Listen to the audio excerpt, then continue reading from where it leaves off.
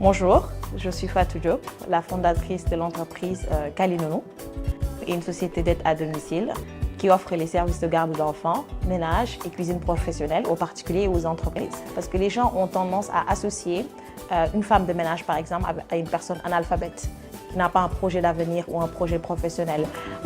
Il n'est pas valorisé parce que tout simplement au Sénégal, il n'est pas considéré comme un vrai métier.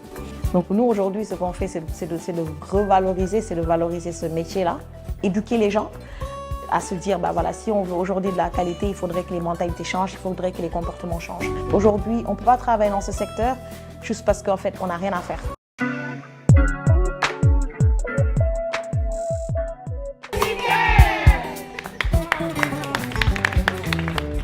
Le métier de l'aide à domicile au Sénégal n'est pas valorisé et les personnes qui travaillent dans ce secteur ne sont pas valorisées. Aujourd'hui, on ne peut pas travailler dans ce secteur juste parce qu'en fait, on n'a rien à faire.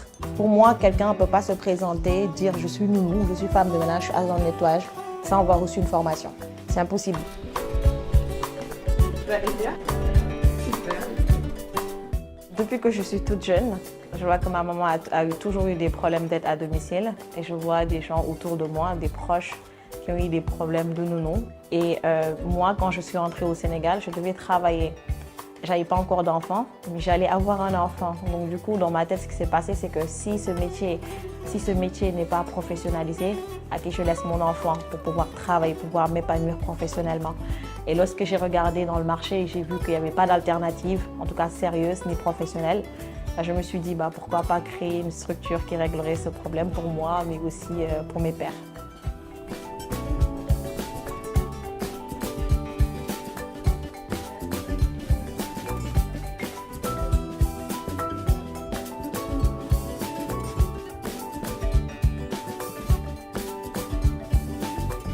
Les personnes qui travaillent dans ce secteur ne sont pas valorisées parce que les gens ont tendance à associer une femme de ménage, par exemple, à une personne analphabète qui n'a pas un projet d'avenir ou un projet professionnel.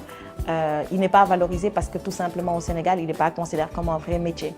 Donc nous, aujourd'hui, ce qu'on fait, c'est de revaloriser, c'est de valoriser ce métier-là, éduquer les gens à se dire, voilà, si on veut aujourd'hui de la qualité, il faudrait que les mentalités changent, il faudrait que les comportements changent. Aujourd'hui, on ne peut pas travailler dans ce secteur juste parce qu'en fait, on n'a rien à faire. Pour ne pas que le client qui vient vers vous, vraiment, soit dépaysé ou bien soit vraiment... J'ai 23 ans d'expérience dans l'aide à domicile. Bon, j'ai fait nounou, j'ai fait babysitter, j'ai été dans la cuisine, dans le ménage.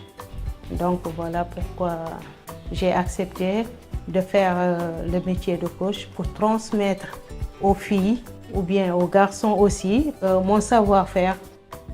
D'abord, il faut avoir l'amour de ce que l'on fait. Sinon, ça ne pourra pas avancer.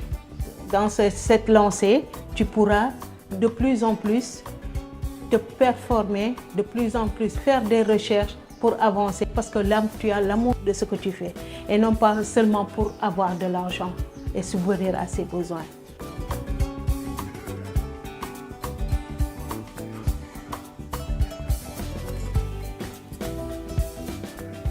Depuis 5 ans, nous formons notre propre personnel, mais c'était une formation des fois assez limitée. Au fil des années, on a appris beaucoup de choses et nos formations se sont développées.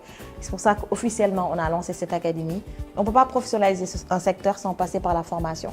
Donc c'est une formation qualifiante que les employés reçoivent ici sur plein de domaines qui leur permet en fait d'avoir toutes les compétences techniques pour bien assurer leur travail.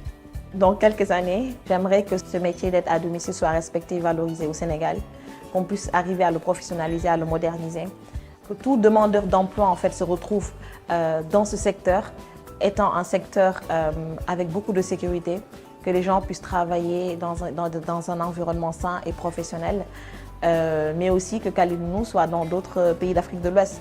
Parce que la même problématique qu'on a au Sénégal, c'est la même qu'on a au Mali, en Côte d'Ivoire, etc. Et on n'a pas des structures pour l'instant, en tout cas formalisées. Donc clairement, la prochaine étape sur le moyen terme, ce serait d'avoir des franchises dans ces pays d'Afrique de l'Ouest.